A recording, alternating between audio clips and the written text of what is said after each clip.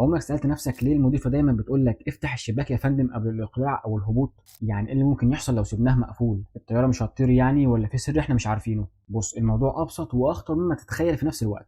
أول حاجة لازم تعرفها إن مرحلة الإقلاع أو الهبوط هم أخطر مرحلتين في الرحلة كلها، يعني لو حصلت أي مشكلة فبنسبة كبيرة بتكون في الوقت ده، عشان كده طاقم الطيارة لازم يكون جاهز لأي حاجة تحصل. وده يوصلنا لأول سبب. السبب الأول، لما تفتح الشباك النور الطبيعي من بره بيساعدك، وكمان بيساعد طاقم الطيارة فيقدروا يشوفوا لو في أي حاجة مش طبيعية زي دخان أو نار أو حتى تسريب في الجناح. يعني ممكن أي راكب يشوف حاجة من الشباك غريبة فيبلغ طاقم الطيارة بسرعة، وده فعلا حصل قبل كده وأنقذ ناس. السبب التاني إن لو حصل حاجة طارئة وقرروا يخلوا الطيارة بسرعة لازم عيونك تكون متعودة على النور اللي بره، يعني لو بره النهار عايزين النور الطبيعي يدخل، ولو بالليل بيظبطوا الإضاءة جوه الطيارة على نفس مستوى الإضاءة اللي بره، فالهدف إن عينك ما تتصدمش لما تخرج فجأة، والثواني دي ممكن تفرق بين النجاة والموت. السبب الثالث، طاقم الطيارة نفسه بيستفيد، لو شبابيك الطيارة مفتوحة يقدروا يشوفوا أي خطر جاي من بره قبل ما يفتحوا الباب. فتخيل تفتح باب الطيارة بعد الهبوط تلاقي نار في وشك، عشان كده دايما بيفتحوا الشبابيك. ده مش طلب سخيف، ده إجراء أمان بجد. فاللي كنت فاكره تفصيلة ملهاش لازمة طلع ممكن تنقذ بيها حياة ناس.